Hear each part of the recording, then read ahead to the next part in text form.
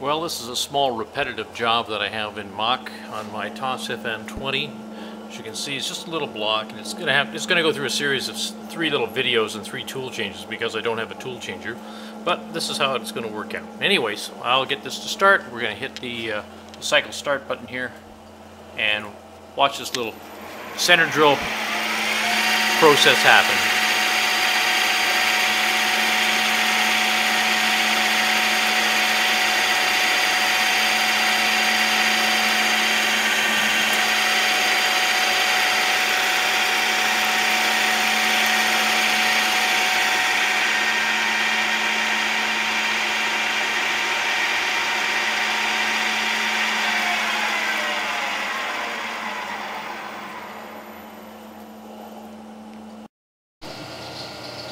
Well, here we are.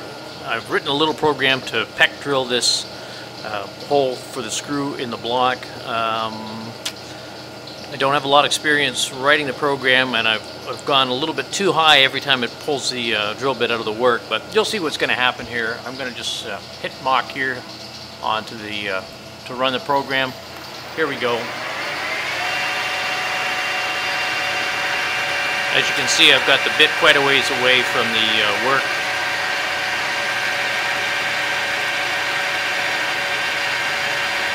And it's going to go into the work, and instead of only coming out to maybe a 1/4 inch, I had to go a full inch, hoping that it's going to sling the chips off better, but really I didn't need to do that.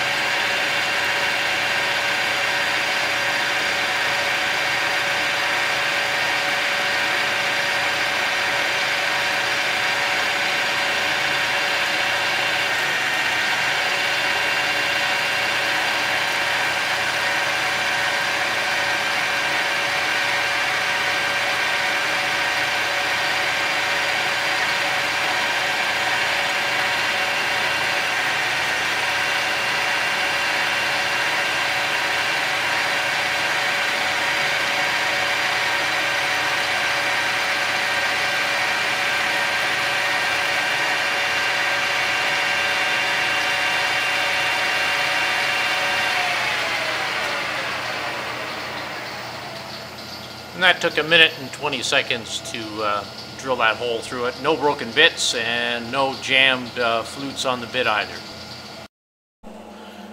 This was the last step, putting the recess in for the screw. When I used to do this by hand, it took a long time and trying to get death stops and whatever else, but just do this little program on Mach again. It's only 26 seconds, and I'll hit the button here and we'll start it off, and here we go.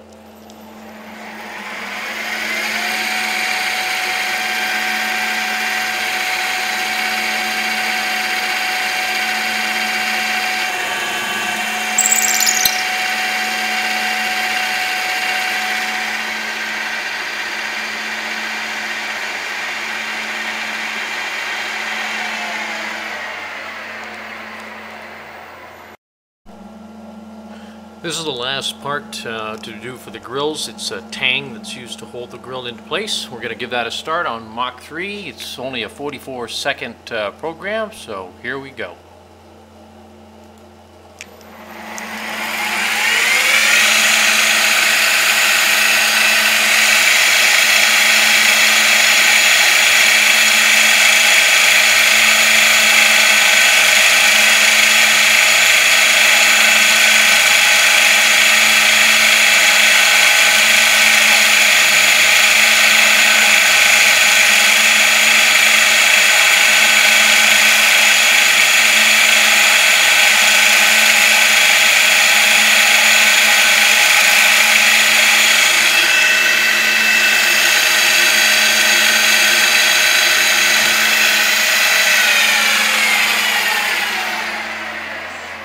Pretty simple.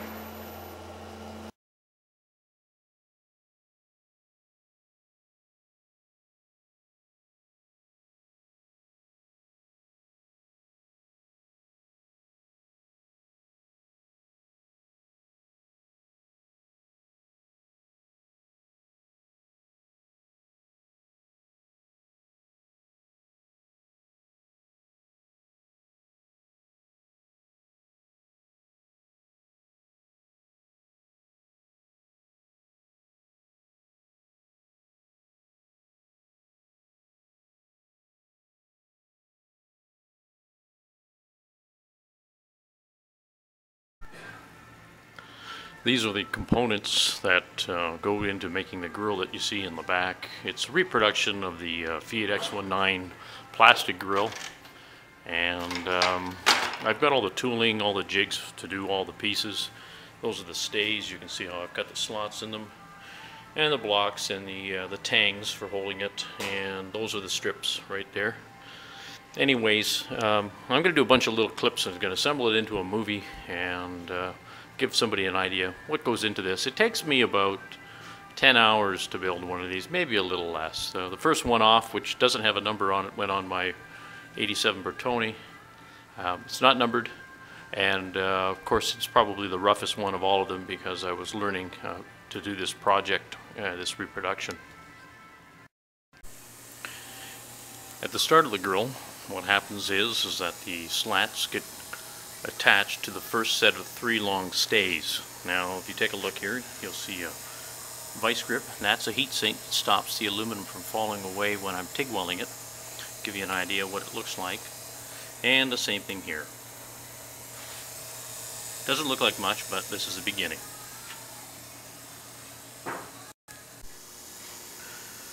This next slat has been welded in, and you can see how the weld comes out. This is how I jig it. Fine needle nose pliers, heat sink supplied, and there's the weld. And it's the same thing over here, and I'll just shift the light with it, and here. So we've got those ones in. And the process continues.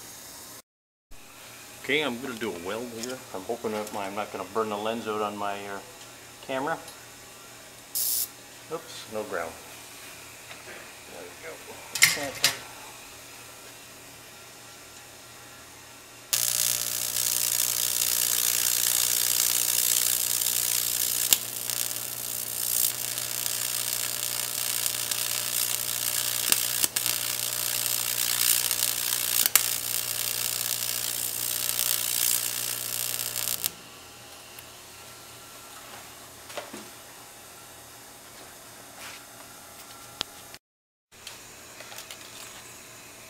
I'll do another weld here.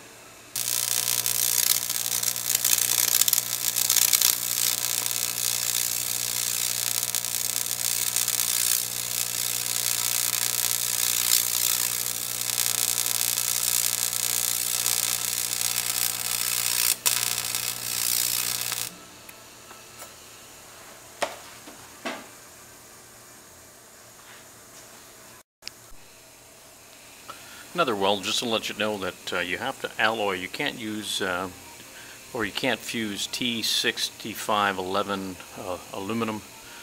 It'll fuse, but it'll crack. Any vibration will come apart. You always have to fuse it with a softer aluminum alloy. I'm using 25 thou MIG wire because it's easier to fill into the weld. It comes in quite nicely. Once I get the puddle established, and then I can just work it back and forth as I do the fusing. A little dab, and that alloys it, and it starts to give it some penetration and makes a very strong joint.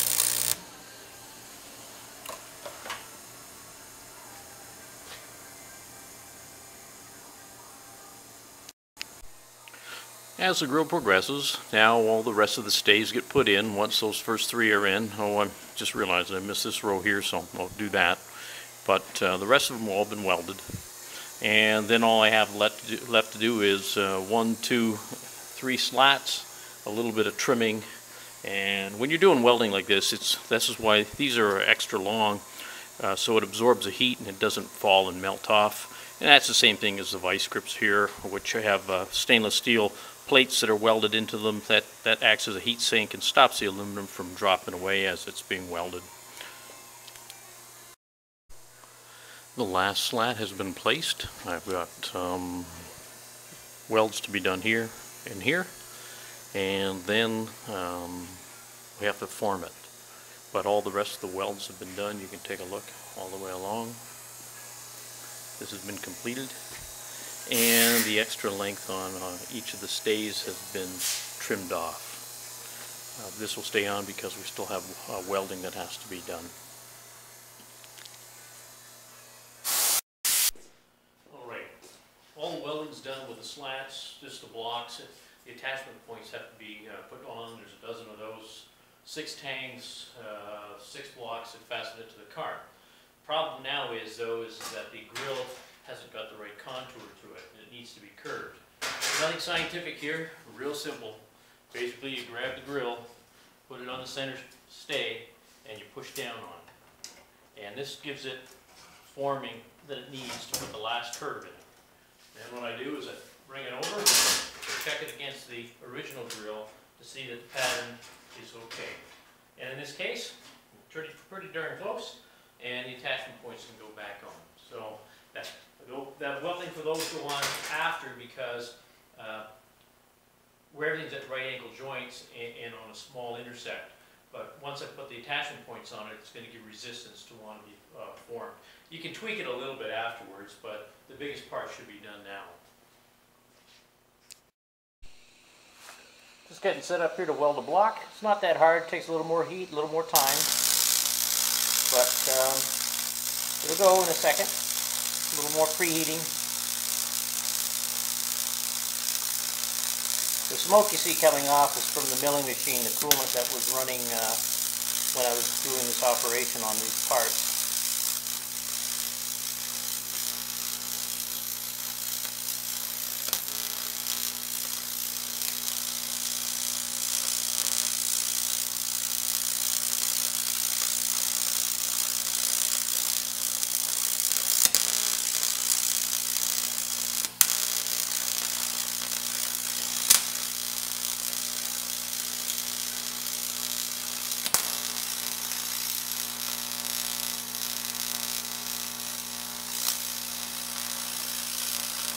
Now I'll just go over it one more time just to kind of flatten out the weld. And that's it.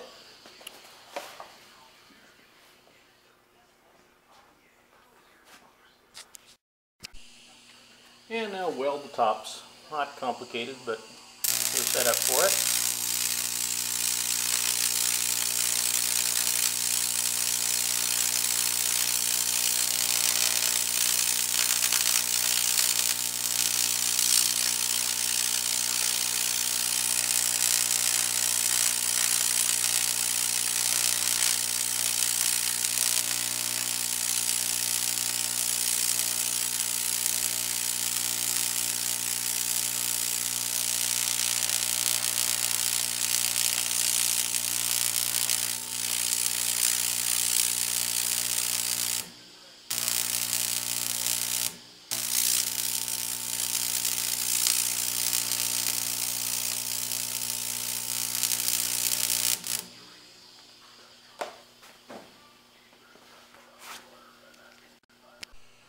This is the last setup to do for welding.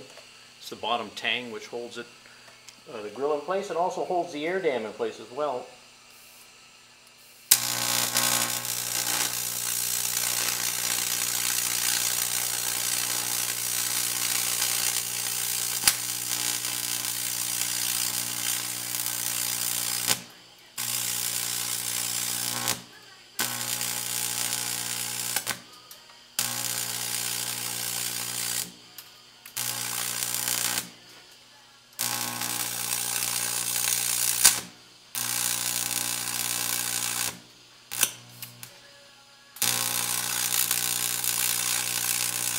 It never fails when I've got the camera on. I'm always get nervous when I'm welding.